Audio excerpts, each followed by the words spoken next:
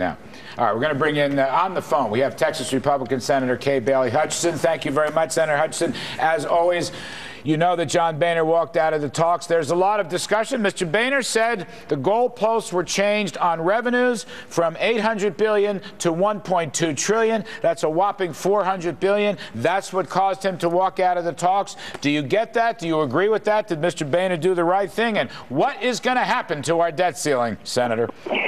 Well, of course, we all want to avoid the debt ceiling not being lifted, but I don't think we have the alternative of lifting the debt ceiling with no reforms. I think that's as bad a message to the market as not lifting it. So I think we now have to turn to the Senate and House working together and try to come up with an agreement. The Democrats will certainly be represented because the Senate is run by the Democrats, and send something to the president to sign. And I think it's probably going to be something like a dollar for dollar lifting of the debt ceiling for cuts in spending. Yeah, but those numbers are not nearly close to what President Obama unveiled. Speaker Boehner said he was going to the White House tomorrow, I think to meet with the other congressional leaders. I don't think President Obama is in that meeting. In your distinguished long career as a senator, can you ever remember House, Senate, Democrats and Republicans orchestrating a deal by themselves without the President of the United States? No, but honestly, Larry, all of the ideas and proposals so far have been congressional. The House has passed a budget. They have passed a bill. The Senate leaders, both Senator McConnell and Senator Reid, have worked on a proposal that is a joint proposal. The group of 6 senators that were Republicans and Democrats worked together and came up with a proposal, some of which is good. You and I have talked about that.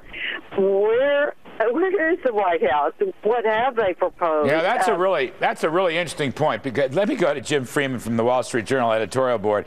Actually, Obama borrowed. He took the G6. He's taken this. He's taken that. He's led by following. So maybe it is time that the House and the Senate do it by themselves. Maybe that is the best way. I wonder if you wouldn't maybe get a better deal just negotiating directly with Harry Reid, because he's going to be a little more mindful. With Boehner and Reid. Yeah, that's right. Boehner and Reid. In the Senate, you've got these 17 Democrats, a lot of them in red states, up for re-election. If Obama wins with a package of lots of taxes and phony spending cuts, they lose because their really constituents they're moderate conservative turn Democrats away from heavy spending. Right. So this tax issue could cut away from. I mean, President Obama started this afternoon. Again, I talked about this. The Wall Street Journal had a big piece of it on its website. I hadn't heard that kind of language before. He's back to bashing millionaires and billionaires and corporate jets. Do you think Harry Reid would have a different take on this deal than President Obama? Well, I think Harry Reid might actually have more incentive to try to pass something, because I see Obama as mostly wanting to talk about corporate jets and big oil. In other words, this is why he doesn't need a plan. He doesn't need to propose a plan, because as long as they're squabbling, he can say, well, Republicans are sticking up for corporate jet oil. I get real quick, Joe. They're yelling at me. The president appointed the Bowles-Simpson Commission. He said nice things about what and never used it. Well, it's there. He endorsed the Gang of 6 proposal, I thought, in fairly, said that would be mostly acceptable to him.